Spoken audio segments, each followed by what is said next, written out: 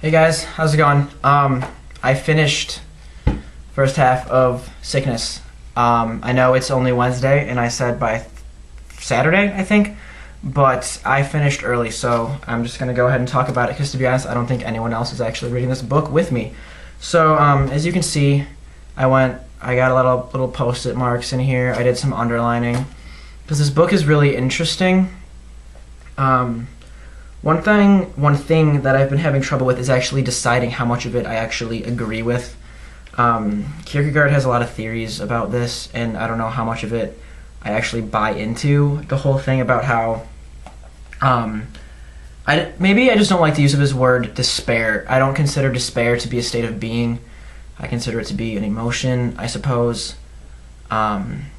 So I think it would work better if he were to use a word like depravity. I just don't consider despair to be what he thinks it to be, but that might just be because we're thinking about the same concept just with different words. One thing I circled was in my copy, I don't know if this is actually something Kierkegaard wrote or the translator wrote, but the little, almost like a dedication right there.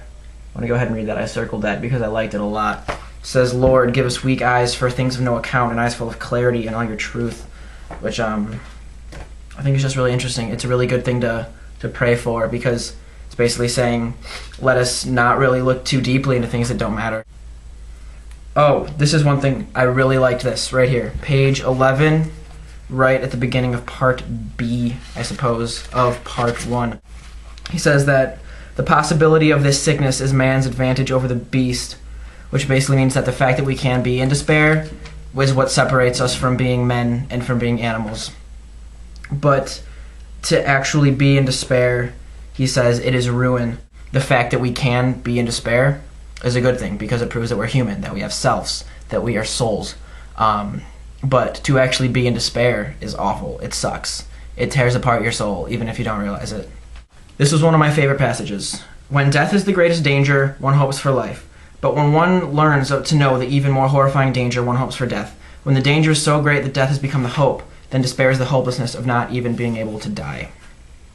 I loved that passage, because death for our physical beings, that is the end. But our physical death is not the end for our soul. And when we find out there's much worse that can happen to our soul, all we want to do is die, so we don't have to think about it. But when we can't die, that's what despair is. That is the true meaning of despair, according to Kierkegaard in this passage. I loved that.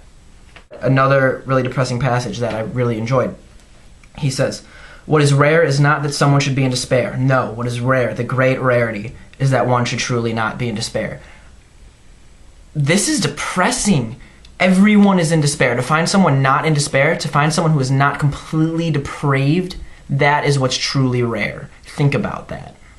I loved this quote on page 35.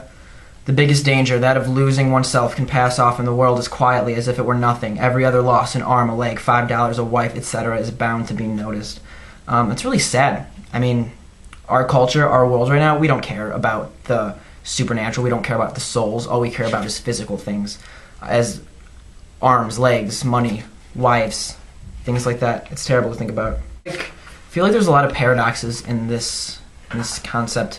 He talks a lot about how when you are aware of your despair, it makes your despair more intense, but it brings you one step closer to actually being saved from it, which is kind of difficult to understand, but I think it's true. When you know that you are completely depraved, it sucks to know that. It makes you even more depraved occasionally. But when you know that you are depraved, it is easier, because it's like a sickness. When you know what sickness you have, you can cure it. Analogies, love it. There's another passage later in this first part of the book where he talks about some pretty intense despair. He says, "If it should now happen that God in heaven and all the angels were to offer to help him to be rid of this torment, no, he does not want that. Now it is too late." There's a point when we are so much in despair that we just revel in it. We don't want help. We bathe in it. We cherish it. We relish this despair. We don't want to be saved from it anymore. There comes that point. He talks about it. He says, demonic madness. He rages most of all at the thought that eternity could get it into his head to take his misery away from him. Can't really say anything more about that. It's pretty powerful when you think about it. part 2, I don't know when I'll have it done. Since I do not know of any people that are actually reading along to this book with me, I'm just going to post a video of it when I'm done. And then I think I'm going to start Harry Potter. So you guys should read that with me because that's going to be a fun one. Harry Potter. Movie comes out November 19th. I'm going to reread the whole series. So join me. Till next time, folks.